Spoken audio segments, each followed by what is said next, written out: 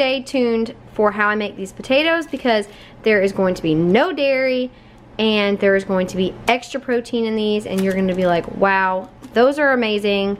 Why have I not been doing that already?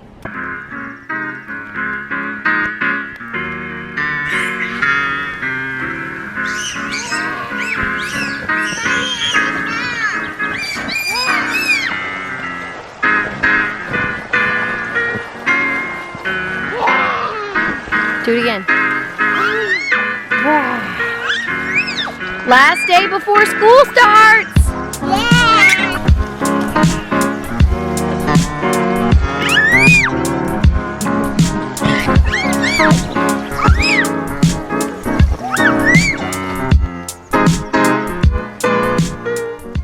It's your first day of school. Are you excited?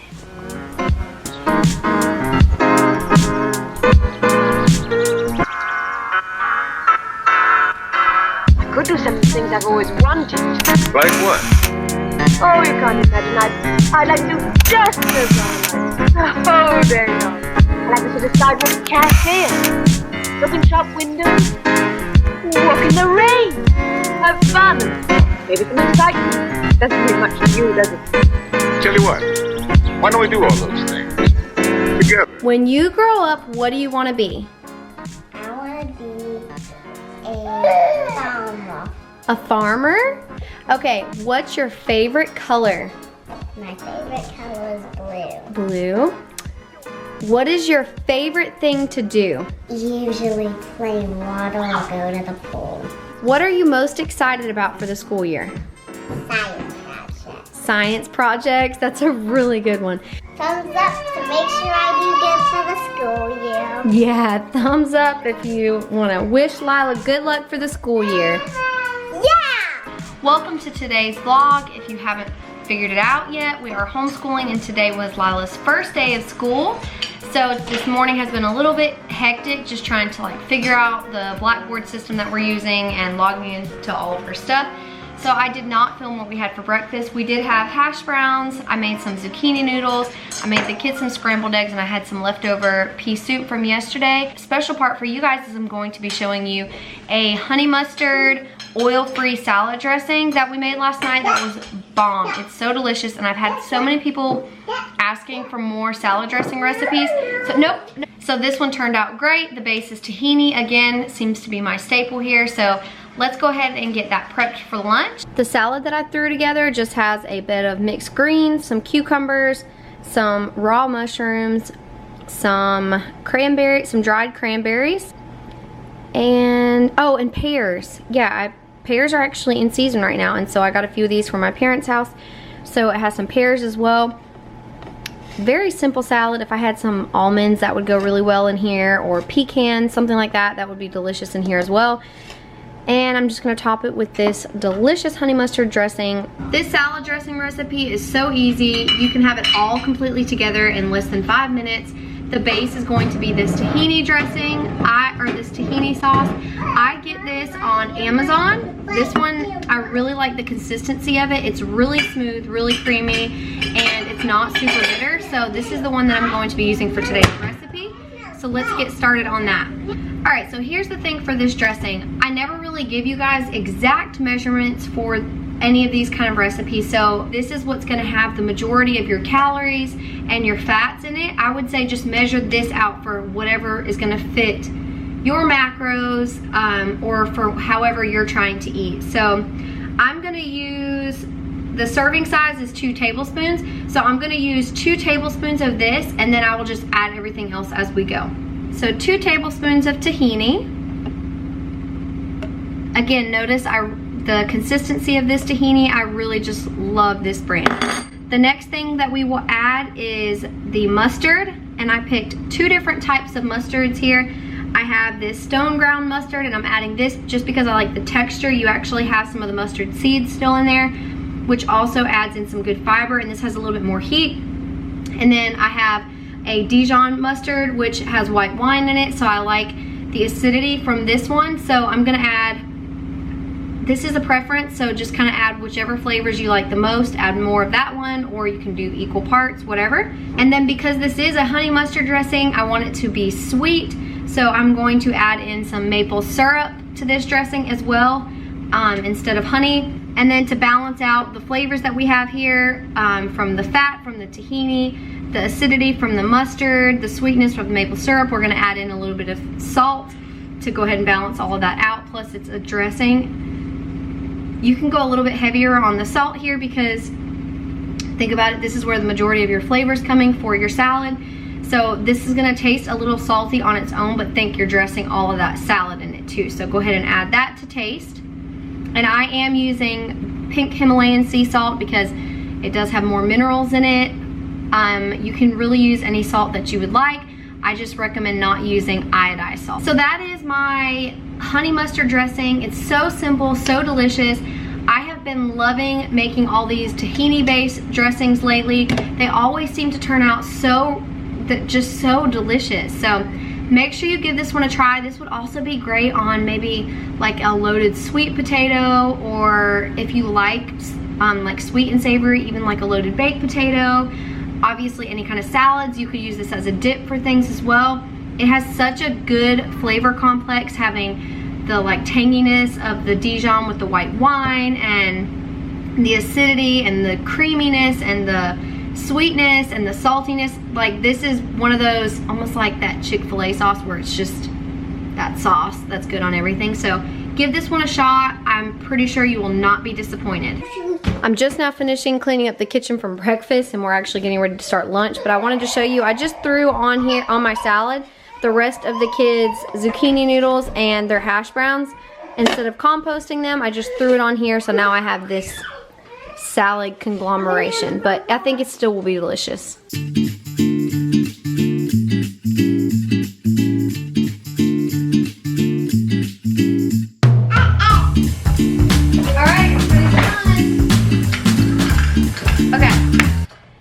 It is 4 o'clock and we are officially done with school today. We're done with chores today. Like, everything that was like on the list of stuff they had to do is done. The twins are obviously up from their nap. I've actually managed somehow to get a few loads of laundry done, and I did get a little bit of recording in to include that delicious salad dressing that hopefully you guys will try. But I still have no idea what I'm making for dinner, and I really want it to be something that you guys will enjoy. So I think I'm just gonna take a minute, sit on the couch, get on Pinterest, and try to get creative and figure out something for dinner. In the meantime, something that a lot of people like kept mentioning to me when they were like, oh, well, you're homeschooling, this is so great, because now Emmy, which is my middle child, oh, she'll just pick things up really quickly. It is our first day and we're on shapes with Lila. Emmy's literally already doing all of it. So what we decided to do was, at the end of our schoolwork, I told Lila she could be the teacher, and so now she's using the shapes and she's going over everything with Emmy, and like, they're having so much fun with it. It's so cute. So this might actually be a really good thing. So anyway, I gotta go figure out what we're having for dinner. Today we're gonna be learning shapes. And we're gonna start with the school now. Okay. How many edges does the triangle have? Good job. Oh boy. Sit down. Oh!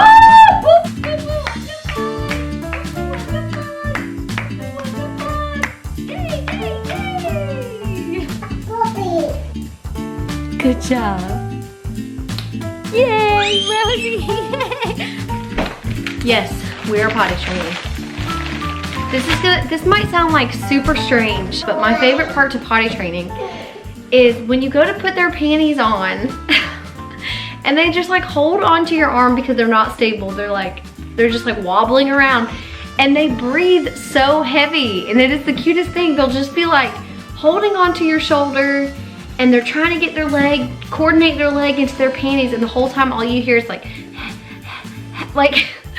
babies breathe heavier than we do, or maybe it's just because they're focusing so much or something, but it is just the sweetest thing.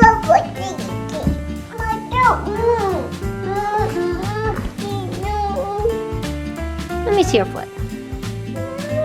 There's There's nothing on your foot. Back in the kitchen, and I kept, like, I was folding laundry and I kept watching YouTube videos and kept going, what am I gonna make for dinner? And I kept thinking, I want it to be creative, and my creativity has all been like outputted on schoolwork today and keeping it together. And then I was like, bro, why am I trying to be creative? I feel like the whole point to my channel is all about showing easy ways to eat more plant-based. So we're gonna have just veggies for dinner, and I'm just gonna make stuff that I know everybody likes. I'm not gonna try to be super creative about it, and it's gonna be delicious. So let's get started. The way I started this process is I opened my fridge and I said, hey fridge, what do you have in there? So I'm going to make corn on the cob, mashed potatoes, and you want to stay tuned for how I make these potatoes because there is going to be no dairy and there is going to be extra protein in these, and you're going to be like, wow, those are amazing. Why have I not been doing that already? And then to top it all off, I am going to roast off some broccoli and some carrots. I typically would roast everything at about 400 to 425-ish, but because I am doing the carrots, I want everything to stay in a little bit longer. And so in order to do that, I don't want it to have it super high and then them all burn. But broccoli is actually really yummy, either low roasted or high roasted, however. So I'm just gonna roast it at 375 today, and it'll stay in until until the carrots are tender, and then that will be it for those. I will not be sharing all the details to the recipes today because, I mean, it's boiling potatoes and steaming corn, so I don't really think it's that interesting. But I will show you a few of my tips and tricks, and one of them is how to very quickly peel carrots. You hold the skinny end of the carrot, and you can actually use upwards and downwards motions instead of just holding it and peeling towards you. So this seems to peel a lot faster. Another thing that I like to do when I am roasting the whole broccoli head is I like to actually peel off some of the outer part of the stalk, and this will help keep it a lot more tender. I've noticed that when you steam broccoli, it doesn't seem to really make that much of an issue, but when you roast it, it seems like this outer part gets really tough. So once you peel down about one layer, you'll notice that it looks a little bit darker and softer. Want a bite? Okay, hold on. All right, here.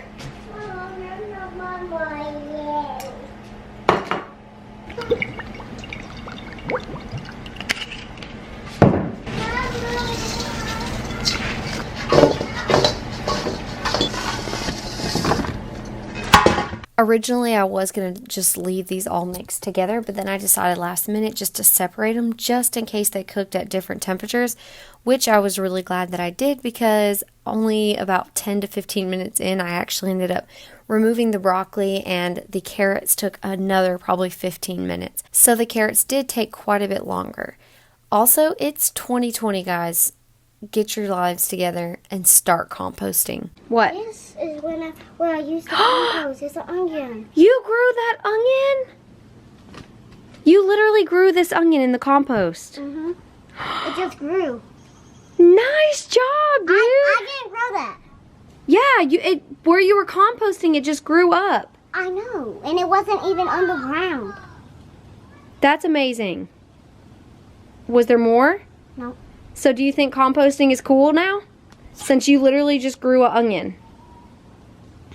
That's amazing, Lila. You grew this by composting. Thank you, Lila. You're welcome. Let's jump right into what makes these mashed potatoes so protein-packed, so oil-free, so dairy-free, and delicious. It is hummus. Woo woo. Hummus, yes. So I actually will strain off my potatoes, and I do reserve a little bit of the liquid just in case I need to thin it out a little bit. And I also will use a little bit of almond milk to thin it out as well. And I kind of just wing that part. I don't really have any specific portions there. And I would say I add about a half a cup to 3/4 of a cup of hummus. And another thing that really I feel like amps up your mashed potatoes is onion powder. I feel like if you are making onion powder, or if you're making mashed potatoes without onion powder, you're not living. Onion powder really just changes the flavor of the potatoes, and it's so delicious. And I also did add a little bit of garlic powder as well. And you kind of just, oh, and salt, of course. I added some Himalayan sea salt.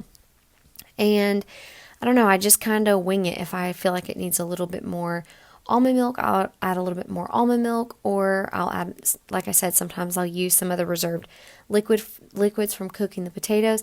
But this is a great way to substitute out a lot of dairy, because you would typically have butter and milk or sour cream or anything like that. In this, you can add almond milk, which has a lot of good protein in it, and it doesn't have any cholesterol. Or you can also add, by adding the hummus, you're adding extra protein and obviously more nutrients, because you're adding more fiber and all kinds of great stuff. So, and they're delicious. Everybody in my household loves them. Whenever I make these, we never have leftovers, so give them a shot. Also, I chopped up the onion that Lila grew in the compost, and I like to put raw onions on my mashed potatoes. It's a thing, and it's delicious. So give that a try as well. Alright, so here are the kids' plates. We have the roasted carrots, the roasted broccoli, some mashed potatoes, some corn. I wish the corn was yellow because it would add some extra color. And then for the babies, I just made like, hey, hold on, you want some? For the babies, I made like loaded mashed potato bowls. So I minced up their broccoli, cut up, I also had some leftover split pea soup, and then I cut off their corn off the cob. And so that is dinner. Is that yummy? Is that yummy? Oh, don't, let me get you a spoon.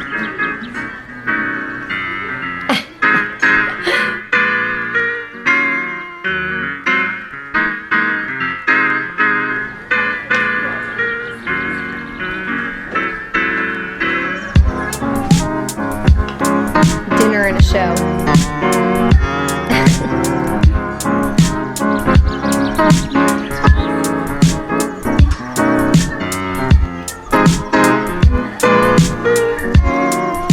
Do you like the carrots? I love them. Yeah. And the corn down. The corn, yeah. Yeah, potatoes. Is this one of your favorite dinners? The broccoli's really good too. I ate the maize. I like to sit aside with the cafe, open shop windows, walk in the rain. Let's run! Let's run, Mommy! Go. Doesn't mean much to you, does it? Tell you what, why don't we do all those things together?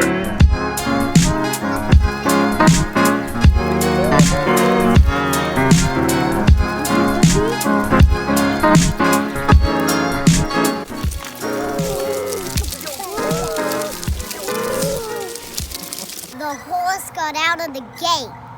And now what's happening? The guy has to try to chase him and get him back into the gate. Is he doing a good job? No! That horse is escaping. Oh my gosh. Huh.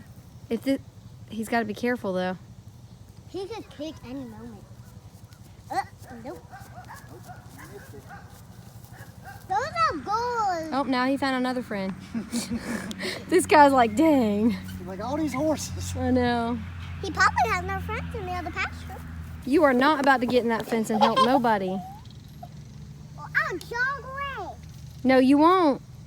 Or I'll get killed by a car. Yeah, you would get hit by a car trying to jog away. Oh, there he goes again. Oh my God. This horse is never going to get back in that pasture. He's going to be doing this all night long. It should have run on the street. I wish it would go to Mama. That's exactly what you said us to not do. I'm getting in. We need a cooler beer and some lawn chairs. We're going to see him get so pretty. He is really pretty. Okay, the nice little property back there in the back. I think the Wheeler guy put So thank you for watching Lila's first day of school and our dinner and all of this horse shenanigans that we just saw. Make sure to watch next Wednesday. Hopefully I'll be able to continue posting on a regular schedule, but life is getting a little crazy with starting school, so I'm not 100% sure about that. I'll try to let you guys know. Sorry about the audio quality right now. I'm using my iPhone, but anyway, thanks for watching. You gotta say, make sure to subscribe. Make sure to subscribe. Bye, guys. See And you thumbs up. See you next Wednesday. Next Wednesday.